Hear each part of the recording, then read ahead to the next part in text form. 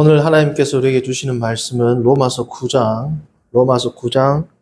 1절부터 5절 말씀입니다.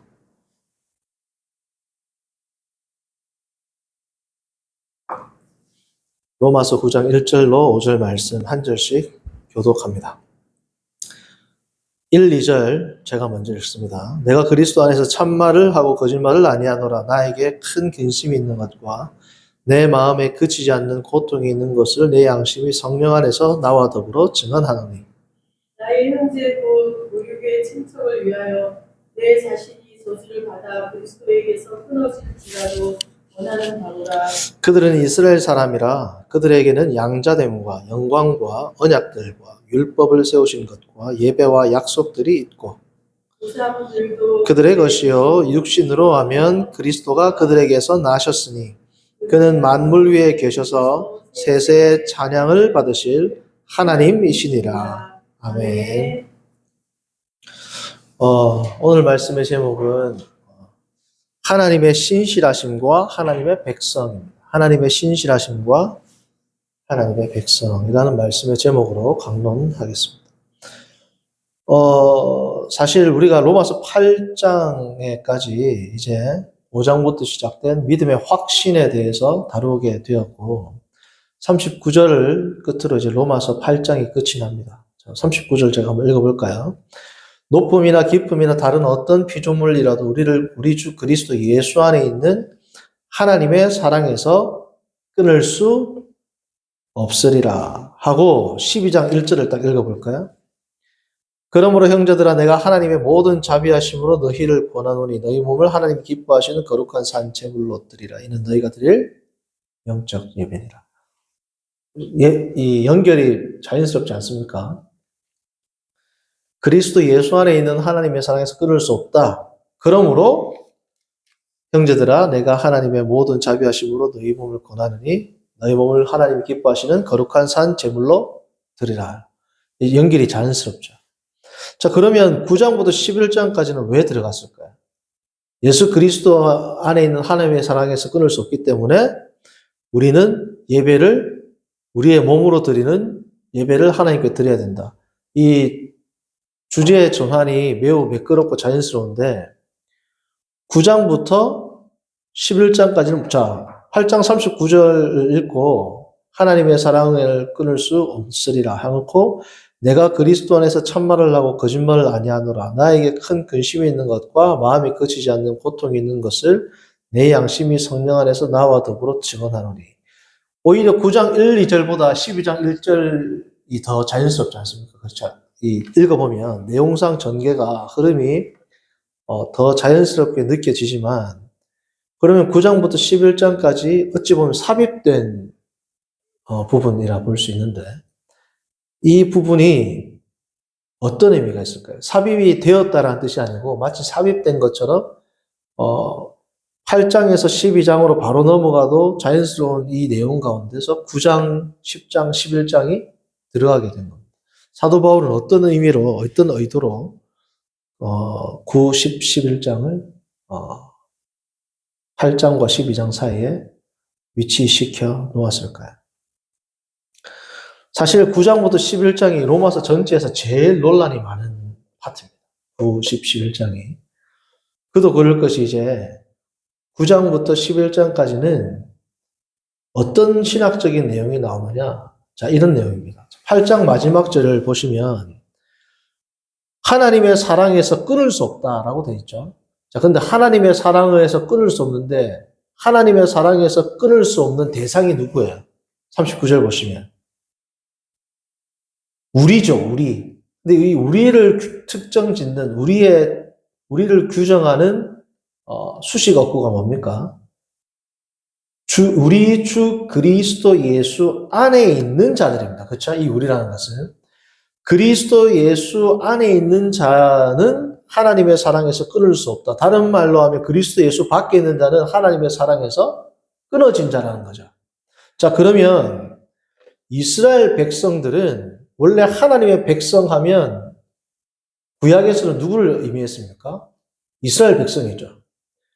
자, 근데 지금 신약에 넘어와서 사도 바울이 로마서를 쓸 당시에는 지금 하나님의 백성이 누구로 변했어요? 이스라엘이 아니라 그리스도 예수 주 안에 있는 자들로 변했단 말이죠. 자, 그러면 그리스도 예수 안에 있는 자들과 이스라엘은 어떤 관계에 있는지를 알아야 되겠죠. 그리스도 예수 안에 있는 자들은 하나님의 사랑의 대상이 되는데 원래 하나님의 사랑의 대상은 누구였어요? 이스라엘 백성이잖아요. 자, 그러면 이스라엘 백성과 그리스도 예수 안에 있는 자들과는 어떤 관계에 있는가? 이들은 서로 상호 배타적인가? 아니면 상호 보완적인가? 하나님의 백성인 이스라엘 백성은 그리스도 안에 있는 자들인가? 없는 자들인가? 만약에 있다면 어떤 식으로 있는 자들인가? 하나님의 백성과 이스라엘 백성은 상호 보완되는 개념이라면 어떤 식으로 상호 보완이 되는가? 와 같은 이스라엘 백성과 하나님 나라 백성, 그리고 예수 그리스도를 믿는 자들의 이 뭐예요? 연관관계를 명확히 해야 될 필요가 있겠죠. 왜냐하면 그리스도 예수 안에 있는 자들에게서는 하나님의 사랑이 끊어질 수 없다고 그랬으면 그럼 누가 예수님 안에 있는 자들인가를 좀 더 명확하게 사도 바울이 해야 할 필요가 있습니다. 이게 명확하게 돼야지 12장 그러므로 사랑하는 형제들아 내가 하나님의 모든 자비하심으로 너희를 권하노니 너희 몸을 하나님이 기뻐하시는 거룩한 산 제물로 드리라. 이런 권면이 나온단 말이죠. 그리스도 예수 안에 있는 자를 측정을 지어야 이들에게 이제 12장부터 시작되는 본격적인 삶의 권면이 주어질 수 있는 거란 뜻입니다. 자, 그러면 이 성도의 범주를 정해 놓아야지 성도에게 주는 권면이 이제 의미가 있을 수 있기 때문에 9장, 10장, 11장을 기록을 했다라고 이제 말씀을 드렸습니다. 자, 그러면 오늘 읽었던 9장 1절부터 5절까지를 먼저 첫 번째 파트로 본다면 9장 1절부터 5절까지를 한 단어로 표현하자면 disagreement. 다시 말해 불일치입니다. 불일치. 9장 1절부터 5절까지의 주제를 한 단어로 표현하자면 불일치예요. 자, 무슨 불일치냐? 하나님 나라의 백성, 다시 말하면 이스라엘 백성에게 주신 위대한 특권들이 있죠. 그리고 위대한 하나님의 언약과 약속들이 있습니다. 그 하나님께서 주신 이스라엘 특권과 실제 이스라엘의 삶이 어떻다? 불일치한다는 것. 그 내용이 4절에 나옵니다. 4절. 그들은 이스라엘 사람이라 그들에게는 자, 어떤 특권이 있어요? 양자됨이 있고, 원래 요한복음 1장 12절 보면 영접하는 자 곧 그 이름을 믿는 자들에게는 하나님의 자녀, 양자가 되는 권세를 주셨으니 했는데 그리스도가 오시기 전에는 이 양자의 권세가 누구에게 있었다는 거예요? 이스라엘, 혈통적인 아브라함의 자손인 이스라엘 백성들에게 있었다는 겁니다. 그들의 특권은 뭐냐? 양자됨과 영광이 있었고 언약이 있었고 율법이 있었고 예전, 예배가 있었고 그리고 약속들이 이 엄청난 특권들이 있었는데 이 특권에 걸맞는 삶을 이스라엘 백성들이 살았다 못 살았다? 못 살았다는 겁니다. 그게 9장 1절부터 5절까지의 주요 내용입니다. 왜냐하면 못 살았기 때문에 사도 바울이 9장 1, 2, 3절 이스라엘 백성들에게 그리스도를 전해야 된다는 거죠. 그리스도가 하나님의 언약과 말씀과 규례대로 그들이 온전히 살아내지 못했기 때문에 그것을 성취할 그리스도가 필요하고 그 그리스도를 전해야 할 그러한 불타는 심령을 가지고 있다는 게 9장 1절부터 5절입니다. 한마디로 말해 이스라엘 원래 하나님께서 의도했던 하나님이 그렸던 그 이스라엘과 실제 이스라엘이 어떻다? 완전히 불일치한 완전히 엇나가는 삶을 살았다라는 겁니다. 자, 오히려 지금 사도 바울 당대까지 이르러서 하나님 나라의 백성 원래 하나님 나라 백성하면 누구라고요? 이스라엘이거든요. 근데 지금 사도 바울 이 당대에 있어서는 하나님 나라 백성들이 이스라엘 백성이 아니라 점점 이방화되어 가고 있는 실정입니다. 왜요? 그리스도를 믿는 자들이 하나님의 백성이 되는데 그리스도를 믿는 자들이 유대인들이 어떻게 소수죠. 오히려 많지 않고 하나님 나라 백성의 분포도가 점점 어떻게 된다? 이방화되고 있다. 그러한 상황 가운데 진짜 원가지인 이스라엘 백성들이 구원에서 끊어질 것을 사도 바울이 어떻다? 불타는 심령으로 지금 9장, 10장, 11장을 쓰고 있다는 겁니다. 자, 그런데 중요한 건 뭐냐 하면 지금 사도 바울에게 그리고 이스라엘 백성에게 더 나아가 이방인들에게 사도 바울과 이스라엘 백성과 이방인들 모두에게 매우 중요한 개념이 있습니다. 나옵니다. 그게 뭐냐? 하나님의 신실하심입니다. 하나님의 신실하심. 자, 그게 무슨 뜻이냐? 하나님께서 우리가 잘 아는 출애굽기 19장 4절부터 6절까지 보면 어떻게 돼요? 너희가 내 언약을 지키면 내가 너희를 소유로 삼고 거룩한 백성으로 삼고 너희를 제사장으로 삼겠다고 하나님께서 말씀하시고 언약을 맺으셨죠.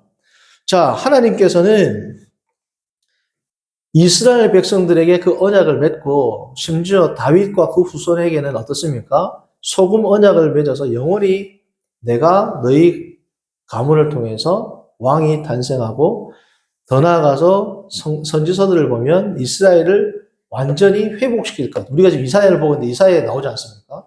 고난 가운데 소망을 주시고 그 소망은 뭐다? 하나님께서 이스라엘의 남은 자들, 이스라엘 백성들을 구원하실 것이라는 그 메시지가 구약 전체를 차지하고 있단 말이죠. 하나님께서는 이스라엘 백성을 어떻게 하실 것이다?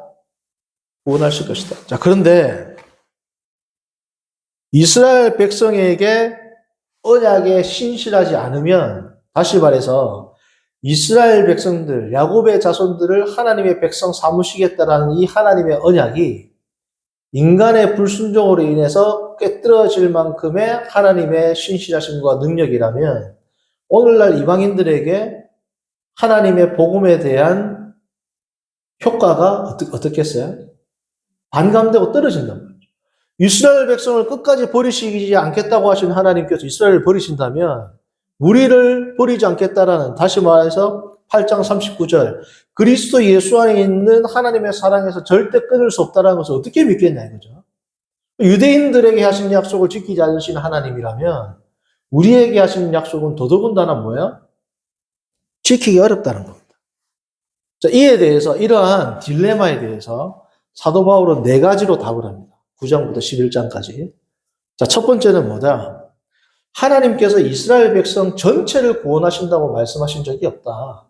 그 내용이 뭐냐? 9장 6절부터 29절까지입니다. 9장 6절부터 29절까지는 신학적으로 말하면 이스라엘 within 이스라엘, 이스라엘 내에 이스라엘. 다시 말하면 모든 이스라엘 백성 한 명 한 명을 구원하신 것이 아니라 이스라엘 백성 안에서도 뭐가 있다? 택자가 있다는 거예요. 택자. 선택받은 자가 있다는 겁니다. 오늘날 말하면 교회 나오는 모든 사람들이 다 구원받는 게 아니라는 거죠. 그 안에 하나님이 선택한 택자가 있다는 겁니다. 그게 9장 6절부터 나옵니다. 자, 볼까요? 그러나 하나님의 말씀이 폐하여진 것 같지 않도다. 하나님이 이스라엘 백성에게 맺은 그 언약을 하나님이 못 지킨 게 아니다라는 겁니다. 어떻게 하나님이 지키셨느냐? 이스라엘에서 난 그들이 다 뭐라고요? 이스라엘이 아니요. 쉬운 말로 바꾸면 이스라엘 백성이라고 해서 다 하나님 나라 백성이 아니요. 다 구원받은 자가 아니요. 이 뜻으로 이렇게 읽어도 되겠죠. 이스라엘에게서 난 자들이 다 이스라엘이 아니고 7절 아브라함의 씨가 다 그의 자녀가 아니다. 자, 그 예를 어떻게 드느냐? 오직 이삭으로부터 난 자가 뭐라고요? 내 씨다. 자, 아브라함 자손은 원래 2명이죠. 이스마엘과 이삭. 그런데 하나님은 그 중에서도 누구를 택했다? 이삭을 택했다. 8, 9, 10절도 마찬가지예요. 이삭의 아들도 야곱과 에서가 있는데 하나님 누구를 택한다? 야곱을 택하죠. 에서가 아니라. 그러니까 모든 이스라엘 백성이라고 하나님이 다 택하는 게 아니라 하나님의 초월적인 은혜로 이스라엘 백성 가운데서도 아브라함 자손 중에서 이삭을 택하고 이삭이 이스마엘보다 더 뛰어난 게 있어서가 아닙니다. 야곱이 에서보다 더 뛰어난 게 있어서가 아니란 말이죠. 이스라엘 백성 내에서도 하나님께서 택하신 택자가 있다 없다? 있다. 그 예를 든단 말이죠. 그러므로 신학자 영국의 유명한 바울 신학자 N.T. 라이트라는 신학자는 뭔 말을 하느냐? 하나님의 선택은 race, 종족, 인종, race, 인종이나 종족, 다시 말해서 혈통적 이스라엘이 아니라 앞에 G를 붙여서 grace다. 하나님의 선택은 race가 아니라 뭐라고요? grace다. 혈통을 보고 선택하는 게 아니라 은혜로 선택하신다. 다시 말하면 교회에 나오는 모든 자들 가운데에서도 택자가 있는 것은 뭐다? 하나님의 은혜라는 겁니다. 그게 9장 6절부터 29절의 말씀, 29절의 내용이 되는 겁니다. 자, 그러면 9장 30절부터 10장 21절, 9장 30절부터 10장 마지막 절까지는 무슨 내용이 나오냐? 첫 번째, 뭐였다고요? 하나님께서는 이스라엘에게 믿은 언약에 대해서 신실하지 않은 것이 아닌가라는 이 의구심에 대해서 바울이 네 가지로 답한데 있습니다. 첫 번째, 하나님은 언약을 어긴 게 아니다. 왜냐하면 모든 이스라엘이 아니라 이스라엘 안에서도 선택된 자를 구원하신다는 것이 하나님의 언약이 처음부터 그랬다. 왜? 아브라함을 부를 때부터. 하나님께서는 원래 그렇게 섭리를 하셨다. 두 번째, 하나님의 선택을 받은 자들의 특징은 다름 아닌 순종이다. 하나님께서 택한 자들을 구원하신다라는 첫 번째 이 교리와 상응하는 개념이 뭐냐? 하나님이 모든 이스라엘 백성을 구원하는 것이 아니라 그 중에서 택자를 구원하신다라는 말의 다른 면은 구원받는 이스라엘 백성의 특징은 뭐였다는 겁니까? 순종하는 자였다라는 겁니다. 그게 9장 30절부터 10장 21절까지의 말씀인데 특별히 10장 16절 볼까요? 뭐라고 하느냐? 그러나 그들이 다 복음을 순종하지 아니하였도다. 이사야가 이르되 주여 우리가 전한 것을 누가 뭐라고요? 믿었나이까. 21절 이스라엘에 대하여 이르되 순종하지 아니하고 거슬러 말하는 백성에게 자, 이스라엘을 특징 짓는 게 뭐라고요? 순종하지 않고 거슬러서 하나님 앞에 대항한다. 하나님을 반역한다. 그러므로 참 이스라엘이 오셔야 되는데 그분이 누구다? 예수 그리스도라는 거예요. 그래서 하나님께서는 모든 자들이 아니라 그 중에서 선택된 자들을 구원하시는데 선택된 자들의 특징은 순종하는 자, 하나님의 말씀을 듣는 자들이 그러한 특징을 가지고 있다는 것을 알 수 있죠. 세 번째는 뭐냐면 11장은 이제 9장, 10장은 역사에 대해서 지금 로마서를 쓰고 있는 바울의 관점에서 9장, 10장은 먼 옛날의 이야기, 과거의 이야기라면 11장은 이제 현재로 이제 옮겨오는 겁니다. 9장, 10장에 대한 이 교리들을 사도 바울이 설명하고 나서 이제 11장 그러므로라고 시작하면서 이제 현재로 눈을 돌린단 말이죠. 현재 이제 적용을 하는 겁니다. 그러므로 11장은 뭐냐 하면 하나님께서 아까 계속 소두에서 던졌던 것처럼 지금 이렇게 사도 바울이 네 가지로 이야기하게 된 이유가 뭐라고요? 하나님은 과연 이스라엘 백성, 다시 말해서 유대인들에게 맺은 하나님의 언약에 신실하신가에 대한 답변을 하죠. 세 번째로 이제 11장에 와서는 하나님께서는 유대인에 대한 하나님의 언약에 결코 실패하시지 않으셨다. 왜냐하면 택자 가운데, 유대인들 가운데 택자를 구원하신다라고 사도 바울이 9장에서 밝혔던 것처럼 가장 그 예에 부합하는 인물이 누구라는 겁니까? 자기 자신이라는 거. 모든 유대인들이 버림받은 게 아니라 유대인들 가운데도 선택된 자가 있다. 마치 아브라함, 이삭, 야곱처럼 선택된 자가 있는데 그에 대한 예시를 들어보는데 그 예가 지금 현재 누구다? 나다라는 거. 내가 원래 유대인인데 버림받은 자인데 내가 어떻게 되었다? 혼받았지 않느냐? 그게 11장 1절에서 5절에 볼까요? 그러므로 내가 말하노니 하나님이 자기 백성을 버리셨느냐? 그럴 수 없느니라. 자, 나옵니다. 나도 이스라엘이뇨. 아브라함의 씨에서 난 자요. 베냐민 지파라.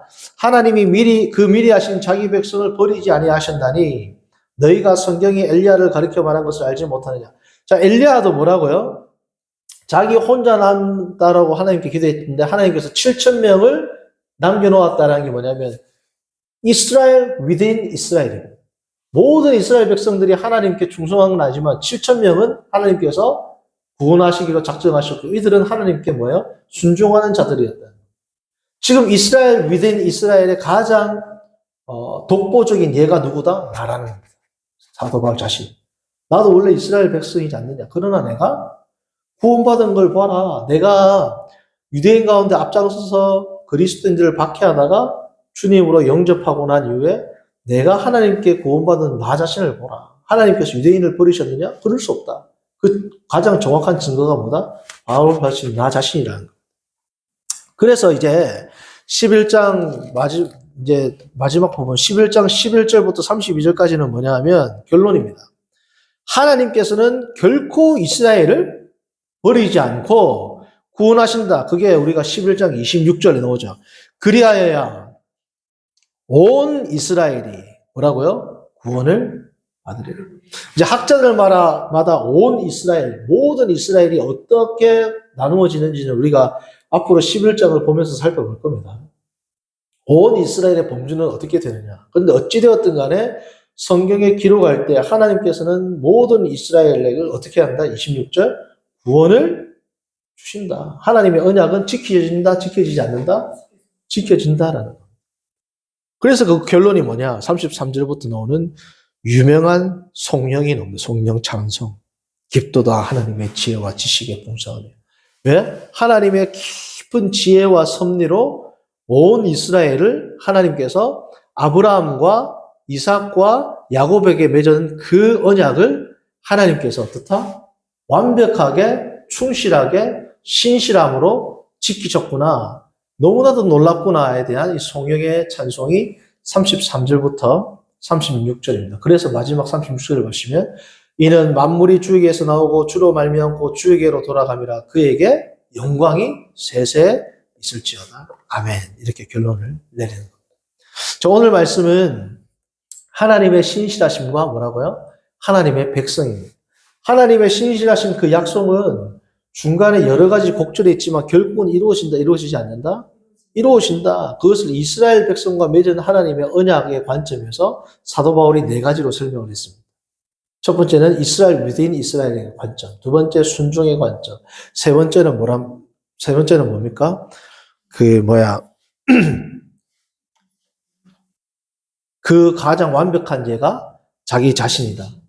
네 번째, 그러므로 하나님께서는 이스라엘에게 맺었던 언약을 완전히 성취하셔서 26절 온 이스라엘을 구원하실 것이라는 이 하나님의 섭리는 이루어질 것이다. 그에 대한 찬송을 33절에서 36절에 올려드린 겁니다. 성도님들, 우리의 삶 가운데 하나님의 언약, 나의 모습, 나의 처지를 보면 실망할 때가 많죠. 그러나 끝까지 나를 붙드신다는 하나님의 약속과 언약을 믿는다면 매일매일 이 한순간 한순간이 우리의 모든 삶이 아닙니다. 그렇죠? 결국은 이루실 하나님의 그 승리의 날. 요즘에 제가 아내와 많이 부르는 찬송이 그날입니다. 그날 하나님이 주시는 그 때가 되면 하나님께서 완벽한 승리와 찬송의 제목과 하나님이 영광 받으실 그날이 올 것을 굳게 믿음으로 하루하루를 믿음 붙들고 능력 가운데 살아가시는 저와 여러분들 되기를 바랍니다. 네. 거룩하신 하나님 아버지, 오늘 주님 앞에 나와 함께 로마서 9장에서 11장 전체 교회를 살피며 언약에 신실하신 하나님에 대해서 다시금 살피고 생각하게 하심을 감사합니다. 우리 삶 가운데 있는 여러 가지 형태들이 아니라 신실하신 하나님의 약속을 붙들고 굳건한 믿음으로 매일매일을 주님 말씀 붙들고 살아가는 거룩한 백성들 되도록 인도하여 주옵소서. 아멘. 예수님의 이름으로 기도합니다. 아멘.